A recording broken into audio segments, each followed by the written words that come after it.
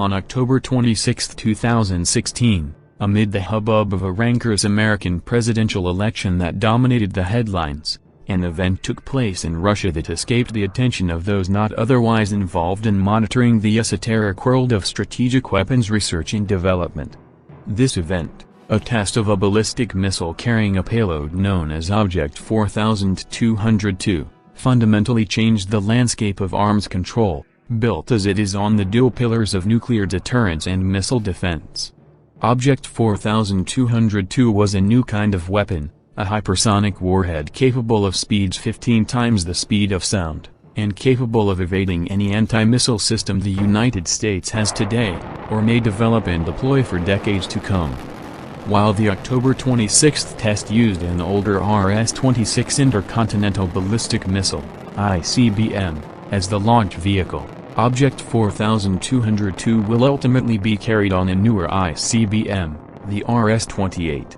The RS-28 is itself a wonder of modern technology, capable of flying in excess of 5 times the speed of sound, altering its trajectory to confuse anti-missile radars, and delivering 15 independently targetable nuclear warheads, each one 10 times as powerful as the bombs the United States dropped on Japan at the end of the Second World War, or 3 Object 4202 hypersonic warheads, which destroy their targets through kinetic energy, that is, through impact.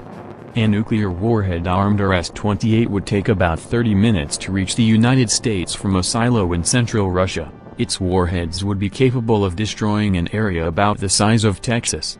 Armed with the Object 4202 hypersonic warheads, each of which is capable of destroying an American missile silo, the time would be cut down to 12 minutes or less. The RS-28 ICBM, scheduled to become operational in 2018, assures Russia the ability to annihilate the United States in retaliation for any American first strike, while providing Russia silo-killing first strike capability of its own. Since the dissolution of the Soviet Union in 1991, Russia has relied on the threat of massive nuclear retaliation as the foundation of its nuclear deterrence strategy, grounded in the notion of mutually assured destruction, where any nuclear strike by one side would result in a devastating response by the other, thereby reducing the chance of nuclear war. The glue that held this theory of mutual nuclear suicide together was the 1972 Anti-Ballistic Missile (ABM) Treaty, where the Soviet Union and the United States agreed to limitations on the deployment of anti-missile defenses.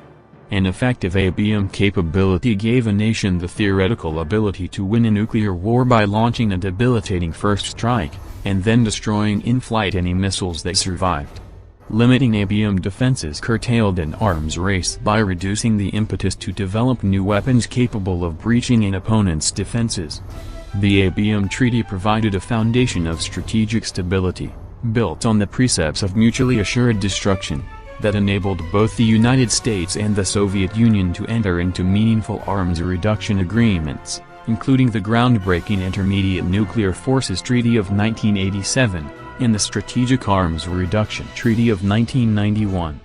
Ironically, it was President Reagan's insistence in 1986 on continuing the research on the Star Wars anti-missile system, that precluded the possibility of eliminating nuclear weapons altogether.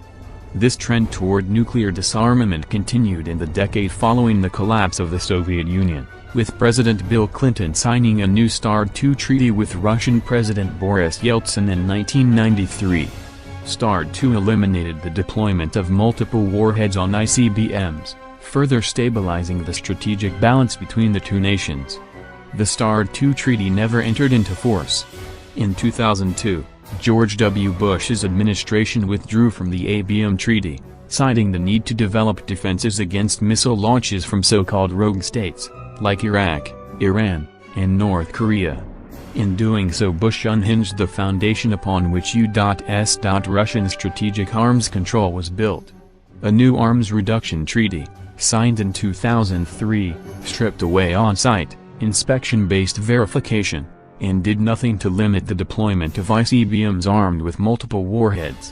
While the New START treaty, signed by the Obama administration in 2010, brought back limited on-site inspections, there was no prohibition against ICBMs with multiple warheads.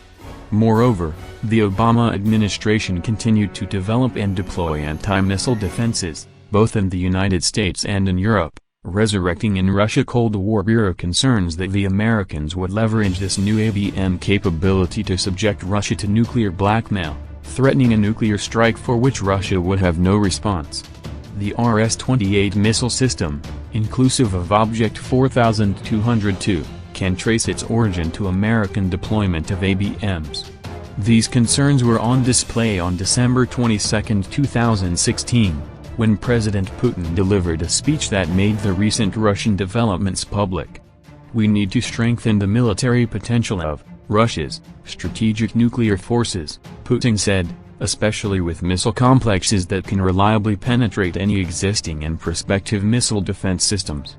This speech would have more than likely been buried by the American media save for one person, President-elect Donald Trump, who on the same day as Putin's speech tweeted a reply: "The United States must greatly strengthen and expand its nuclear capability until such time as the world comes to its senses regarding nukes."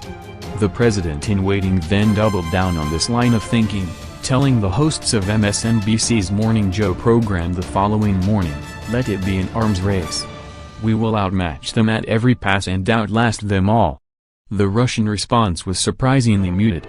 Russia, Putin said the following day, was not seeking a new arms race, but only to improve its capabilities in the face of American deployments of anti-missile defenses. Russia was now strong enough to repulse any aggressor, Putin said. As for Donald Trump, there is nothing new about it. During his election campaign he said the U.S. needs to bolster its nuclear capabilities and its armed forces in general, the Russian president noted. During the campaign, candidate Trump had been infamously unfamiliar with the basics of American nuclear strategy. At a primary debate, after the moderator underscored the age of America's nuclear arsenal, "The B-52s, a nuclear-capable bomber, are older than I am. The missiles are old. The submarines are aging out," Trump was asked, "What's your priority among our nuclear triad?" The best the future president could come up with was, I think, for me, nuclear is just the power. The devastation is very important to me." There is no doubt that Trump received a more detailed briefing on America's nuclear capability upon being elected. The aging American nuclear arsenal, he would have learned, is a critical national security issue. A new stealth bomber is in development, as is a new class of ballistic missile submarines. And the Obama administration had initiated a process for producing and deploying a new ground-launched ICBM that would cost the American public $1 trillion over the course of the next decade.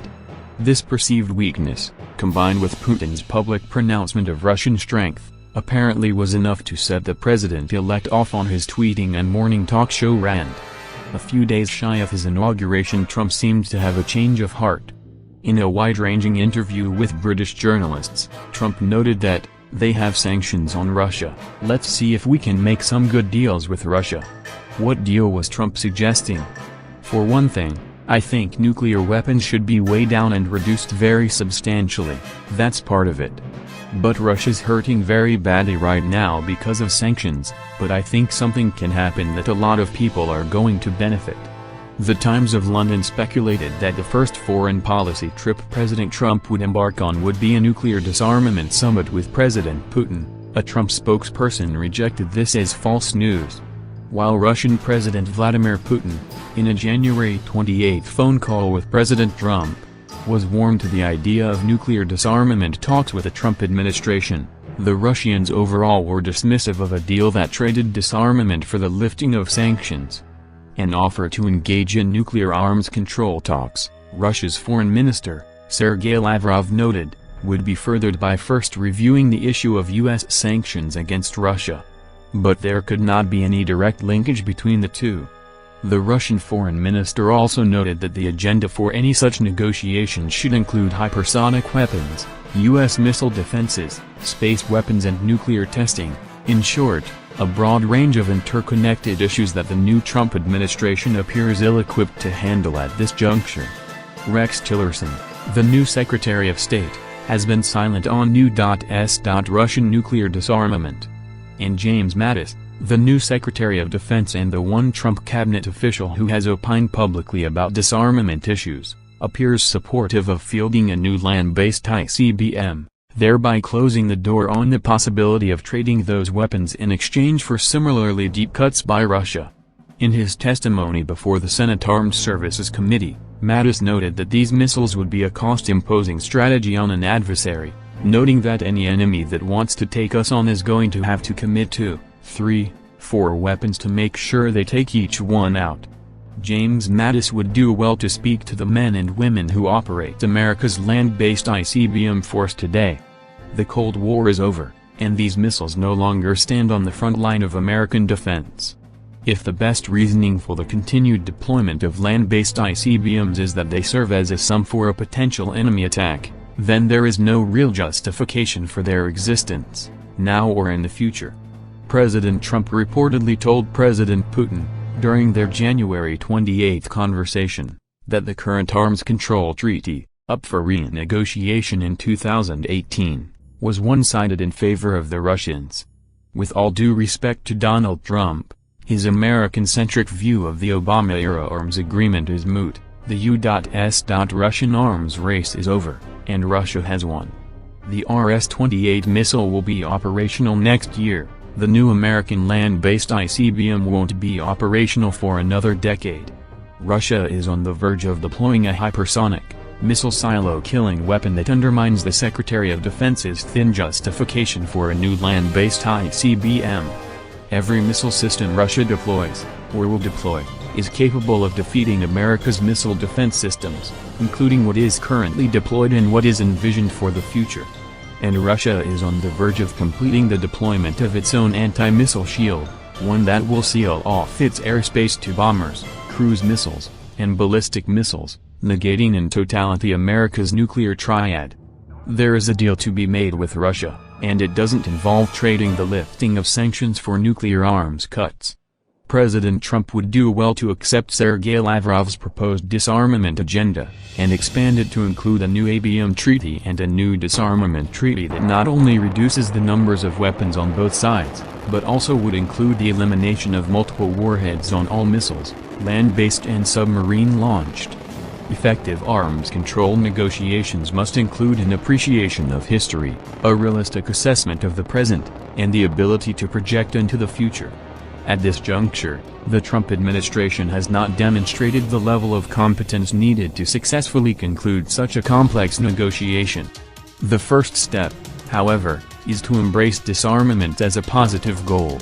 While President Trump has shown a limited understanding of the nuclear triad, his recognition that nuclear weapons should be weighed down and reduced very substantially is a step in the right direction.